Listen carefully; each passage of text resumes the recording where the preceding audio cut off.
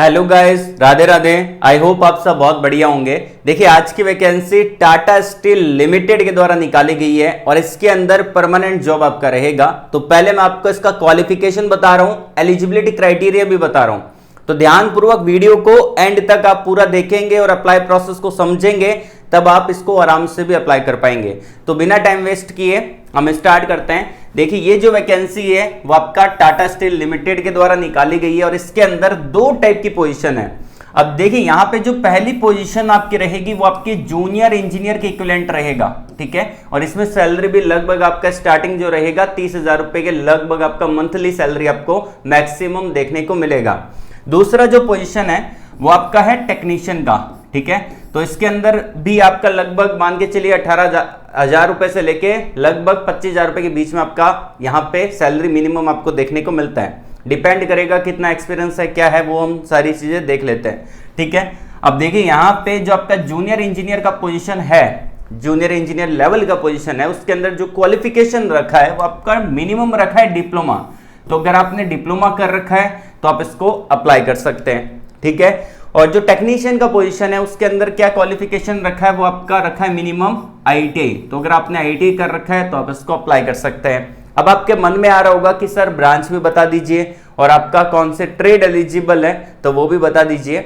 देखिए, यहाँ पे जो आपकी डिप्लोमा के अंदर आपका जो ब्रांच है वो मैं आपको बता देता हूँ बिना टाइम वेस्ट किए। यहाँ पे एक ही ब्रांच एलिजिबल है, इलेक्ट्रिकल ब्रांच को एलिजिबल कर रखा है, या फिर इलेक्ट्रिकल से रिलेवेंट अगर आपने किसी भी ब्रांच में डिप्लोमा कर रखा है तो आप इसके लिए अप्लाई कर सकते हैं।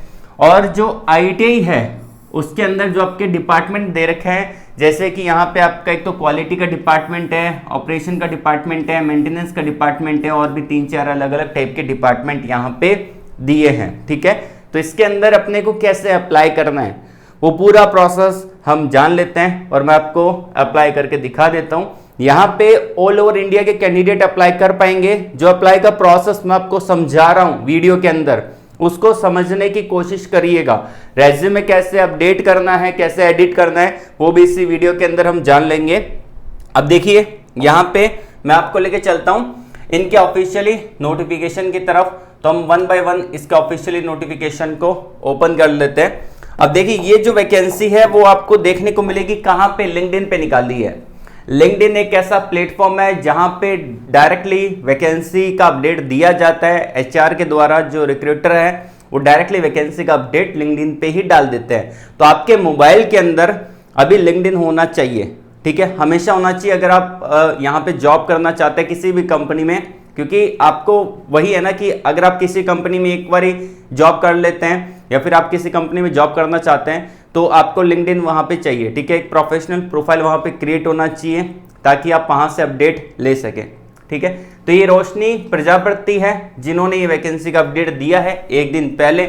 स्क्रीन पे आपको दिख रहा होगा Tata steel technical service limited, जो कि टाटा स्टील ग्रुप का ही एक पार्ट रहने वाला है। सीनियर मैनेजर यहाँ पे आपको देखने को मिलेगी। इन्होंने वैकेंसी डाली है।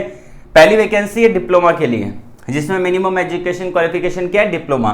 तो यहाँ पे आप देख सकते हैं कि इलेक्ट्रिकल बोला है, क्वालिफिकेशन में बोला है कि इलेक्ट्रिकल अगर आपने किया है 3 साल या 4 साल का फुल टाइम कोर्स कर रखा है। मतलब क्या है कि 3 साल का कोर्स है अगर आपका डिप्लोमा, मिनिमम में मतलब कि 3 साल का, मैक्सिमम में मतलब 4 साल का, जैसे बी टेक किया है तो भी एलिजिबल रहेंगे। अब देखिए, जो जूनियर इंजीनियर लेवल की पोजीशन है उसके अंदर एक्सपीरियंस मांगा गया है। यहाँ पे साफ तौर पे बोला भाई एक्सपीरियंस होना चाहिए 3 साल का, ठीक है। क्योंकि ये Tata steel technical service limited के द्वारा है, टाटा स्टील के द्वारा नहीं है। ये बेसिकली निकालते हैं फ्रेशर के लिए, लेकिन अभी जो वैकेंसी आ रखी है वो आपके एक्सपीरियंस वालों के लिए है। इसके अंदर 18 साल से लेके 37 ईयर तक आपका रहेगा।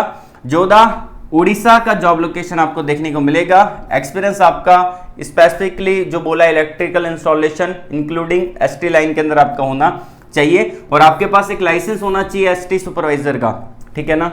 तो एचटी सुपरवाइजरी लाइसेंस आपके पास होना जरूरी है, ठीक है। और बेसिकली लाइसेंस कैसे बनाते हैं उसके बारे में अगर आपको जानना है, सुपरवाइजरी लाइसेंस कैसे बनाते हैं उसके बहुत फायदे हैं, ठीक है। तो अगर आपको जानना है वीडियो के कमेंट बॉक्स में कमेंट करके बता देना, मैं आपको पूरा बता दूंगा कि आप कैसे लाइसेंस के लिए अप्लाई करेंगे और कौन कौन उस लाइसेंस के लिए अप्लाई कर सकता है। उस पर मैं पर्टिकुलर अलग से वीडियो बना दूंगा। अब यहाँ पे जो ईमेल आईडी दे रखी है इस ईमेल आईडी पे आपको ईमेल करना पड़ेगा, ठीक है ना, एक्सपीरियंस वाले कैंडिडेट एलिजिबल है। ठीक है, तो आपको अपनी प्रोफाइल जो आप रिज्यूम में बना रहे हैं उसको आपको एक मैनेज करना पड़ेगा, अच्छे से एडिट करना पड़ेगा, वो हम आगे जानेंगे। ठीक है ना, और इसके अंदर क्या रहेगा, आपका जो टैगलाइन क्या रहेगा, वो आपका टैगलाइन रहेगा यहाँ पे, अगर आप सब्जेक्ट लाइन बोलो, टैगलाइन बोलो, वो आपका रहेगा अप्लाई फॉर इलेक्ट्रिकल डिपार्टमेंट। ठीक है, तो आपको डालना पड़ेगा। तो इधर आपको अप्लाई कर देना है। ये आपकी थी डिप्लोमा की मिनिमम एजुकेशन क्वालिफिकेशन, डिप्लोमा रखा है और हायर में BBTech वाले एलिजिबल है। दूसरा आता है यहाँ पे आपका ITI। तो ITI के अंदर जो वैकेंसी है ये भी आपकी रोशनी राजपूत ने ही, आपका प्रजापति ने ही डाली है। ये आप देख सकते हैं एक दिन पहले डाला गया और इसके अंदर बोला गया साफ तौर पे कि अगर आपने ITI कर रखा है, रिक्वायर्ड क्या है क्वालिफिकेशन, वो आपका ITI है। इसमें जो आपका यहाँ पे एक्सपीरियंस है वो 2 साल का मिनिमम मांगा है। स्टील प्लांट में ये एक्सपीरियंस होना जरूरी है। अब इसके अंदर क्या क्या आपका रहेगा, इसके अंदर मैकेनिकल मेंटेनेंस रहेगा, इलेक्ट्रिकल मेंटेनेंस रहेगा, ऑपरेशन का रहेगा, क्वालिटी का रहेगा, CRCA, ठीक है, एंड कोटेड का ये आपका रहेगा। और इसके अंदर BSc वाले भी एलिजिबल है। देखिए जो क्वालिटी है उसके अंदर BSc वालों को एलिजिबल किया है। इसके अंदर ITI और जो आपके BSc स्टूडेंट हैं वो भी एलिजिबल है। 2-3 साल का एक्सपीरियंस मांगा है। ठीक है, एक्सपीरियंस वालों के लिए वैकेंसी है बेसिकली ये। तो यहाँ पे आपको क्या करना है, जो इनका ईमेल ID दे रखा है ये वाला recruitment@tstsl.tatasteel.com, इस पे आपको ईमेल कर देना है। सब्जेक्ट लाइन में आएगा एप्लीकेशन फॉर, यहाँ पे शाहीबाबाद। ठीक है ना, तो ये आपको एप्लीकेशन का जो आपका यहाँ पे सब्जेक्ट लाइन रहेगा वो आपको ये डालना पड़ेगा, जो कि यहाँ पे इन्होंने दे रखा है।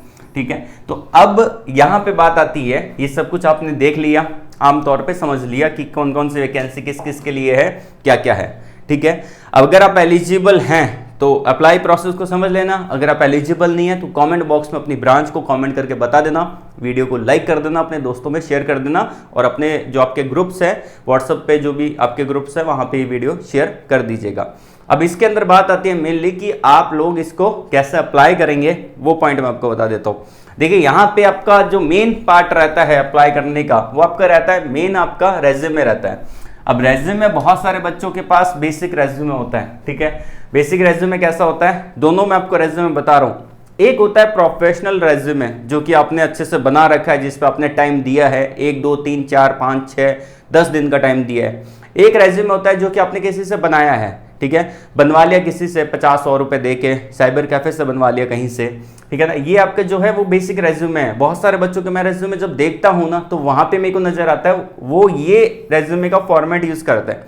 अब देखिए आप खुद सोचिए कि अगर आप में स्किल रहेगी तभी तो जॉब मिलेगी, और आप अगर बेसिक फॉर्मेट में रेज्यूमे बना के दोगे तो आपका जॉब लगने के चांसेस बहुत कम हो जाते हैं, क्योंकि कंपटीशन बहुत ज्यादा है। अब जैसे किसी कंपनी में 50 वैकेंसी निकली है और वहां पे अप्लाई करने वाले कितने लोग हैं, 5000 10,000 लोग हैं, तो आपको अपनी स्किल को डेवलप करना पड़ेगा, पहली बात। दूसरी बात, आपको अपने रेज्यूमे को वैसा क्रिएट करना पड़ेगा जिस भी जॉब के लिए आप अप्लाई कर रहे हो। ये नहीं कह रहा कि टाटा स्टील के लिए अप्लाई कर रहे हो या फिर किसी भी कंपनी, कोई अदर कंपनी उसके लिए अप्लाई कर रहे हो, तो वहां पे आपका जॉब प्रोफाइल को आपको पढ़ना है, क्या काम क्या करना है, दूसरा वहां पे उन्होंने स्किल क्या मांगा है, वो सारी चीजें आपको पता होनी चाहिए। उसके अकॉर्डिंग आपका रेज्यूमे बनना चाहिए, एडिट होना चाहिए। ठीक है, तो आप यहाँ पे सबसे पहले जो ITI है, डिप्लोमा है और जो आपका यहाँ पे BSc है, उसकी जॉब प्रोफाइल को पढ़िए। ठीक है, गूगल कर सकते हैं, वहां पे मेंशन करके आप सर्च कर सकते हैं गूगल पे, उसके बाद अपने अकॉर्डिंगली रेज्यूमे बना सकते हैं।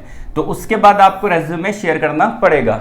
अब इसका फुल डिटेल वीडियो मैंने आपको वीडियो के डिस्क्रिप्शन में दे रखा है, how to create ATS friendly resume.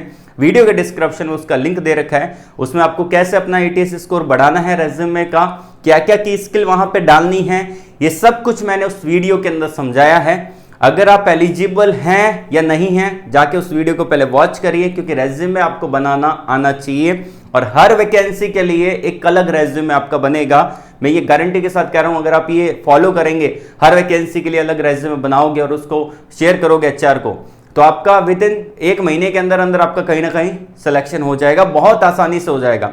आप लोगों में बस एक कमी है कि आप जो रेज्यूमे बना चुके हो 2 3 या फिर 5 महीने पहले, उसी रेज्यूमे को आप HR को शेयर कर देते हो, आलस के कारण कि मुझसे नहीं हो रहा, ये शेयर कर देता हूं, क्योंकि आप डिमोटिवेट हो चुके हो, बहुत टाइम से आपकी जॉब नहीं लगी। तो आपको अपने रेज्यूमे को अपडेट करना है, 1 महीने तक आपको हर दिन अपडेट करना है। जिस वैकेंसी के लिए आप अप्लाई कर रहे हैं उसके अंदर आपको उसकी जॉब प्रोफाइल पढ़नी है, उसके अकॉर्डिंग आपका रेज्यूमे अपडेट करना है। फिर आपको शेयर करना है, ठीक है ना। और एटीएस स्कोर आप खुद चेक कर सकते हैं। देखिए अगर आपका मान लेते हैं कि आपके रेज्यूमे का एटीएस स्कोर मान लेते हैं कि 85 आ रहा है, वहां पे 85% आ रहा है ना, तो भी आपका बेस्ट है, ठीक है ना। अगर आपका एटीएस स्कोर बढ़िया आ रहा है तो भी बेस्ट है आपके लिए, ठीक है।